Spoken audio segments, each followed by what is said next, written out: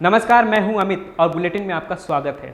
NGT ने गंगा नदी के ऊपर बढ़ रहे प्रदूषण को देखते हुए कई कड़े फैसले लिए हैं और उनमें से एक याचिका की सुनवाई करते हुए एनजीटी ने यूपी और उत्तराखंड दोनों ही सरकार को हिदायतें भी दी हैं।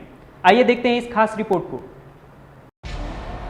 गंगा की गंदगी अब तेजी से होगी साफ। देश की सबसे बड़ी और सबसे पवित्र माने जाने वाली गंगा नदी में प्रदूषण का बढ़ता स्तर देखते हुए एनजीटी यानी नेशनल ग्रीन ट्रिब्यूनल ने कुछ कड़े फैसले लिए हैं। अब गंगा नदी में किसी भी तरह का कचरा डालने पर 50,000 का जुर्माना देना पड़ेगा। एनजीटी ने यह फैसला 22 साल पहले याचिका की सुनवाई करते हुए लिया है। दरअसल पर्यावरणवादी एमसी मेहता ने 1985 में सुप्रीम कोर्ट में एक याचिका दायर की थी, जिसको सुप्रीम कोर्ट ने 2014 में एनजीटी को रेफर कर दिया था।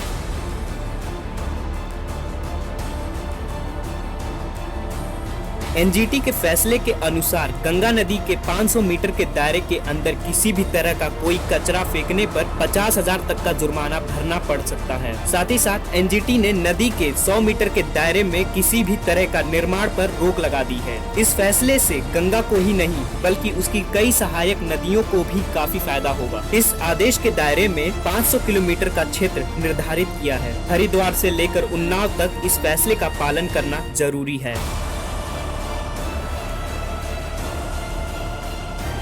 एनजीटी ने गंगा किनारे बसे यूपी में चमड़ा उद्योग को भी नहीं बख्शा है। यूपी सरकार को एनजीटी ने चमड़ा कारखानों को कहीं और शिफ्ट करने का आदेश दिया है। फैसले में धार्मिक क्रियाओं के लिए दिशा निर्देश बनाना, पशुओं को नहलाना, कपड़े धोने और शौच पर रोक के साथ साथ अवैध खनन पर भी नकेल कसना शामिल है। गंगा नदी भारत के 40% आबादी पानी उपलब्ध कराती है, लेकिन बढ़ता जल प्रदूषण एक गंभीर समस्या बनकर उभरा है। कई सरकारों ने गंगा को साफ करने के प्रयास किए हैं, लेकिन आज तक कोई भी प्रयास को सफलता नहीं मिली है। अब सवाल यह उठता है कि क्या एनजीटी का यह फैसला प्रदूषण को कम कर पाएगा या फिर यह प्रयास भी बाकी प्रयासों की तरफ फ्लॉप शो ही साबित होगा। News broadcasting team, Delhi.